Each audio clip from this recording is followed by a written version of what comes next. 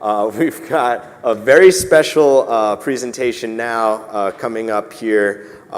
Mike Ricci, who is a guy whose finger is on the button for social media for the single most powerful elected policymaker in our country. Of course, I'm referring to Speaker of the House of Representatives, Congressman John Boehner.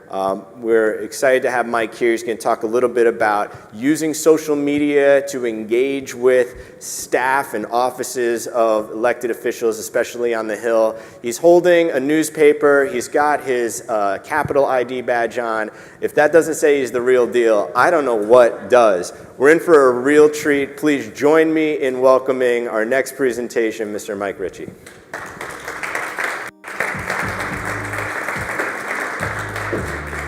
Welcome. Thank you. Awesome. Thank you. That goes right. That goes forward. Well, good morning, everyone. Thank you for having me. I just actually want to start by thanking you all for what you do. I heard some discussion of rare diseases before. I'm wearing this green shoelace bracelet. I had two twin nieces, who died last December from Gaucher's disease, which is very rare. They lived about 5 months. My wife is a rehab doctor in Rockville, Maryland. She works with amputees. She does work for the Amputee Coalition. I'm the son of a breast cancer survivor. So the work you do is very present in my life and my family's life, and I thank you for it very much. I want to start, well, today I'm just going to talk a bit about how we use social media in our office and on the Hill, kind of take you behind the curtain on how we do things, and hopefully that will help inform how you do things going forward. You see, I'm sort of starting with our organizing principle here. You see up on the board there 2 posts. One is a Facebook post with Speaker Boehner, a toy monkey, and some children in his office. And the one on the right is a tribute to Margaret Thatcher. And I'd ask you to think about what those posts have in common, what they say, what they don't say. And I think that the challenge for us was that what we found was that when we had big events, the shutdown last year, 1 year ago actually now, the debt limit battle in August of 2011, and the fiscal cliff battle in 2012, those were the events where we got the most engagement, built up the most on our networks. The problem was those were also some pretty fairly negative events for us in Washington in general, and they didn't do much to endear ourselves to the public. And so we started to figure out, how could we better connect with people when we don't have one of those big, massive events going on, where we're in the trenches and we're in the thick of it, and we're in the thick of things going on in Washington.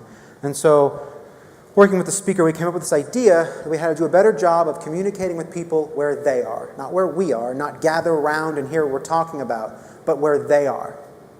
And just this morning, I do have my newspapers here, the cover of the Washington Times talks about younger veterans breaking away from the traditional groups and creating their own organizations, or getting involved with organizations that help them be in the community more. Not just come to our meetings, but they go out into the community, they do more running, they do more volunteering, and they do more to keep in touch with people, and not just veterans. And then you may have seen this article in the New York Times today about HBO, Netflix, and CBS doing more streaming online. There's actually a line that talks about, it's about meeting young consumers in the place and the manner in which they watch television. And so the idea that we had was that we needed to communicate with people more with where they live every day in their lives. And I don't just mean on social media, but in their general day, in their day, they don't fight debates like we do here, but in their day they think about things like family, they're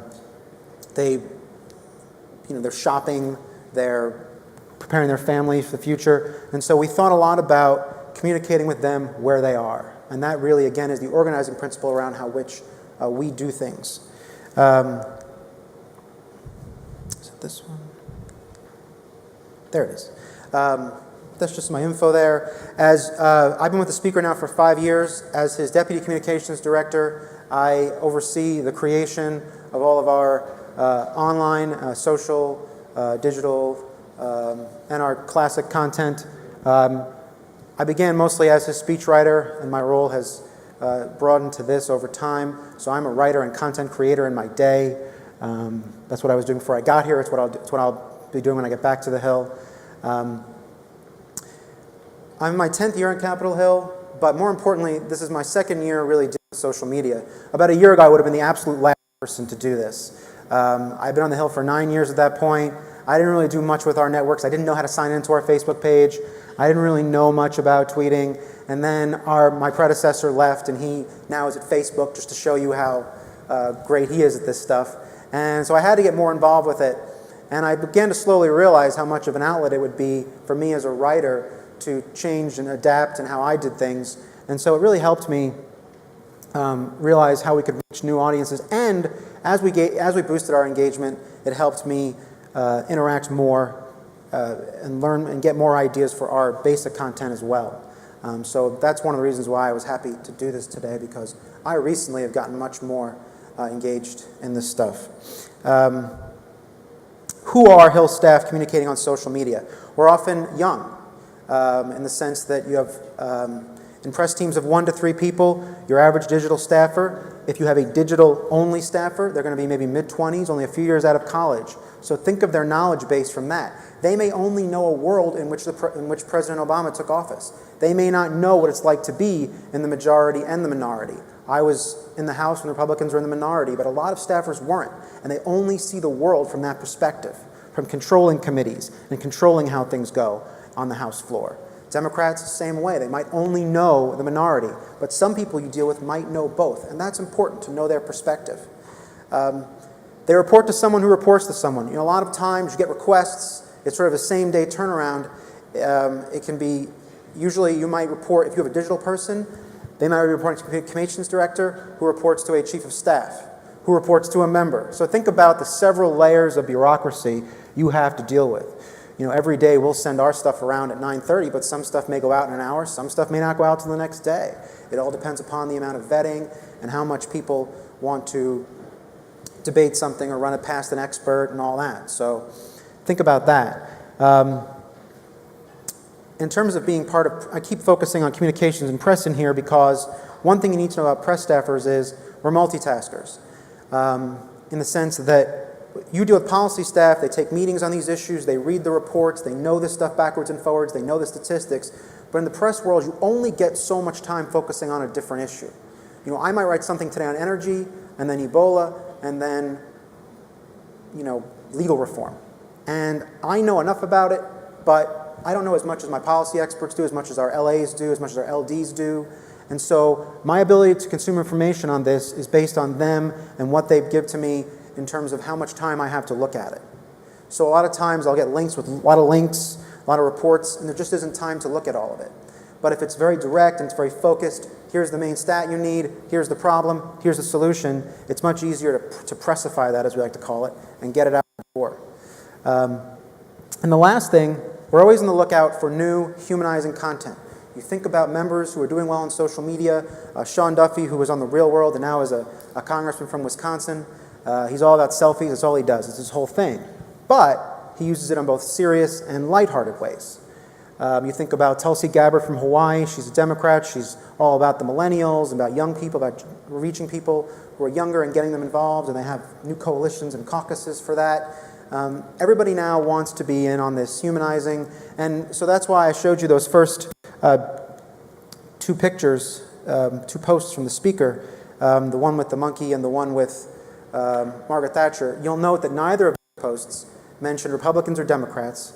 Neither advocated for a position. Neither was about a debate of the day. They were both lighthearted, and they were both among our top 5 posts of the year. And that's not a coincidence. Every month, about 80% of our top posts are positive. We kind of stumbled upon this when we started to up our positive content, but we realized that we were reaching more people this way. Let's see. Okay. How do we use these networks? Everything's very different. Twitter, obviously, is it's sort of a gold standard for each Hill office for a couple reasons. Number one, it's where most reporters do their bidding every day. It's a great echo chamber for that, reaching reporters and working with journalists and responding to them and engaging them and making sure they see what we put out. And also just a good echo chamber in the Beltway, communicating with other members, retweeting their stuff. it's very much, especially in the heat of a debate, it's obviously going to be where the most of the action is. Facebook we use now more for constituent and grassroots outreach. Facebook makes it very easy to target people. In our case, we target the speaker's constituents in Southwest Ohio a lot with messages that are basically for them. And it's a great way to reach constituents and engage people who normally wouldn't be engaged in the process. We looked to see how much we could engage Ohio constituents on Twitter, but it's not as much. It's only the most engaged, the most passionate constituents. Whereas we wanted to bring people into the fold who maybe normally weren't as interested in politics or normally weren't as interested in government. And we've been able to use Facebook more for that. Google Plus is a great way for us to gain audience through search. Somebody searches for John Boehner on Google, which happens a lot for various reasons, and they'll be able to see our Google Plus posts. So that's mostly what we use it for in that regard. Instagram, great way to do behind-the-scenes stuff. Aaron Schock, Republican from Illinois, does a lot of, he does stuff from his trips across, trips to China or just parades in his hometown, but they're always great, vivid pictures of him and happy people and behind-the-scenes stuff, and we use Instagram also in that way. And then finally, the most traditional way to reach people, but still very much alive in each office, is email. Offices spend a lot of time curating and investing, sometimes money, in building email lists. In our case, we have 400,000 or so subscribers. And that's over many years, obviously. But a lot of offices, you come in, one of the first priorities is to get as many emails as possible, 10,000, 20,000. Sometimes they buy lists. But being able to reach people with the e-newsletter that you see offices still put out. On Fridays, if you ever went and subscribed to a bunch of members' email lists, you would get these newsletters just crashing through your box at 5 o'clock every Friday, full of basically original content, but always something that needs content, just so you know. E-newsletter is always high in demand for original content. And then what rules do we follow? It's different for every office, but having talked about different offices about this, the first rule, you're not going to put the contents of a whole floor speech on Facebook. You might put a 10-second bite. You might put something a little shorter. You're not going to put... You're going to use Twitter more for your Beltway message. You're going to use Facebook more for your broader, big picture message. So everything is different, and everything has a purpose to it. And every time, so for instance, when we put a product together, a post for our blog, in that same email, just to give you a sense of how we do it, we list how we're going to use this. Like, oh, we're going to post this excerpt on Facebook. Tomorrow, these 3 tweets on it. And then Wednesday, these posts on it. And so we try to figure out how much we can squeeze out of each piece of original content. When I say it's all about the little things, and I think you've touched on this in a bit this morning, in this era of fact checkers and just, again, that Beltway echo chamber, you really have to have your facts straight. You really don't want to be using something that another member didn't want to use. That's important. You don't want to use something that might get you in trouble, again, with fact checkers. So knowing the details, knowing what might come, you have to think a couple steps ahead. How will this inspire people to engage? What will they think of it? And so that can be a lot of the discussion, is those little things and in terms of not doing any harm. And then finally, less is more, which can mean a lot of things, I know. But I think for us what it means is so much in politics, one of the problems we find is that the joke and the punchline are given up right away. Because everybody's trying to cram in a bunch of things. Graphics just filled with numbers and data. And we found that when we took the foot off the pedal, so to speak, and maybe just gave people a story or meet this person or did you know this, and kind of tried a way to draw people in and to get them to engage the rest of the story, we found that those posts, for us at least, were doing better. Because when you give the joke and the punchline right away, people are already going to divide into who agrees with you and who disagrees with you. And that's not what we're trying to do. We're trying to get a conversation going. We're trying to educate and inform or entertain people as we can. So less is more really means taking a softer touch sometimes and just looking at the bigger picture. If we know we're going to do a series on something, we're not going to, again, give everything away and pound people over the head. We want them to be engaged day after day and not get sick of something. And then these are ideas that I had. based on talking to the folks here and talking to folks that I work with. Everybody on the Hill sort of wants to be the most followed, the most liked. Analytics are everything. So it can never hurt to ask for a follow or ask them to do a follow Friday for you, or that stuff never hurts because it gets you in their news feeds, and it's kind of a way to introduce your content to the member or to the office or even the staffer themselves. Sometimes a lot of people, journalists, they'll follow me personally, and that's great because I can follow. We create that relationship, and then we're able to carry it over into the bigger picture for the office. Hashtags, they're important. Obviously, they're most important on Twitter. But the more that, again, that just goes back to the less is more principle. The more that you can break something down, the more you can make it deliverable, again, to staff and members to begin with, the easier they can translate it to their constituents. Creating opportunities for engagement is important. Again, it's something that I've really learned a lot about in the last year. If you ever go to Speaker Boehner's Facebook page, it's kind of a character building exercise because the comments are about almost universally negative. And we and the speaker are called a lot of things. But once in a while in there are some positive ones that we try to pull out and engage with those people.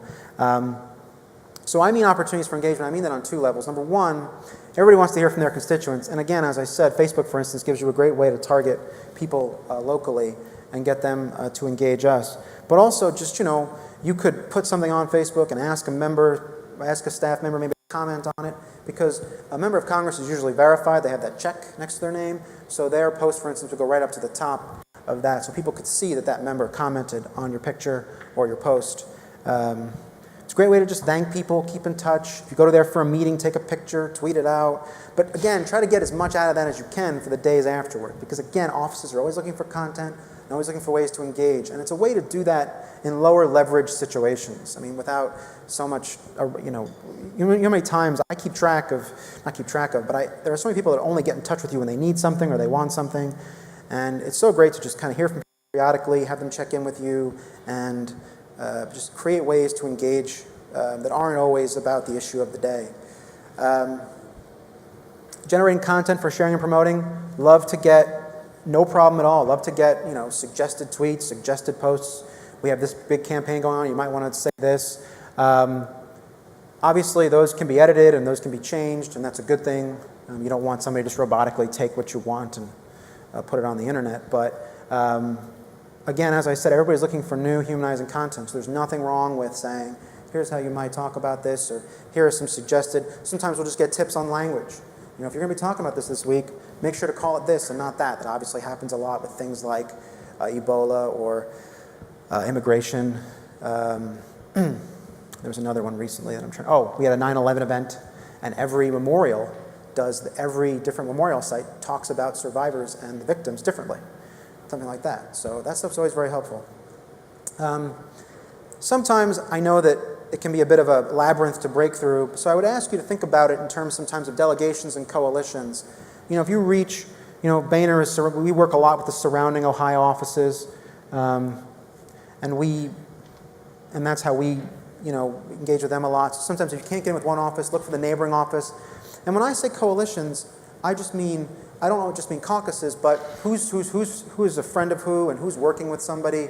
There are a lot of members, for instance, Tom Latham, who's retiring, unfortunately, but he's John Boehner's best friend. So, that's a great way. That's always a great way to reach out to our office, is to reach out to Mr. Latham's office and see, because we often see what he's working on. So look at who is friends with who on the Hill. I know there's a lot of caricatures, but these members do work across party lines and across delegation lines a lot on different issues. They usually actually end up with someone they really want to work with. And that's a great way to reach members, I think, is through those little alliances they've formed.